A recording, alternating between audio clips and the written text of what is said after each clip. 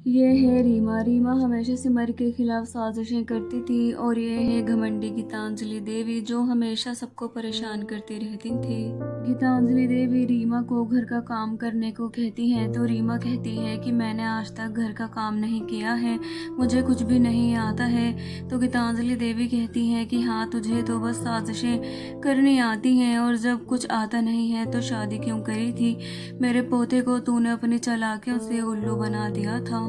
गीतांजलि देवी रीमा को अपनी साड़ियाँ धोने को देती हैं और कहती हैं कि ये मेरी महंगी और फेवरेट साड़ियाँ हैं, इसे धो और मेरी साड़ियाँ बिल्कुल ख़राब नहीं होनी चाहिए।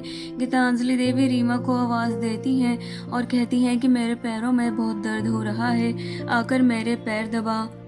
रीमा किचन में खाना बना रही होती है और बोलती है कि मैं खाना बनाकर पैर दबा दूंगी। तो गीतांजलि देवी चिल्लाती हैं और कहती हैं कि खाना छोड़ और मेरे पैर दबा। रीमा जल्दी जल्दी आती है और पैर दबाती है। गीतांजलि देवी को भूख लगती है और वो रीमा से कहती हैं कि खाना कहाँ है।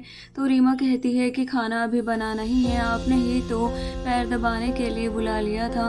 गीतांजलि देवी को गुस्सा आ जाता है और वो कहती हैं कि तुम मुझे पलटकर जवाब दे रही हो, हम गीतांजलि देवी ओसवाल हैं, हमसे कोई भी ऐसे बात नहीं कर सकता। रीमा परेशान हो जाती है और जब विवान घर आता है तो उससे सारी बातें कहती है। विवान कहता है कि जो तुम्हारे साथ हो रहा है वो कभी सिमर भाभी के साथ हुआ था और जब तुम खूब हंसती थी और साजिशें करती थी। विवान कहता है कि अब जब तुम्हारे साथ हो रहा है तो तुम रो रही हो, ये तुम्हें सजा मिल रही है और अब तुम्हें इसे भुगतना ही होगा। रीमा को अपनी गलतियों का एहसास होता है और वो बहुत पछताती है।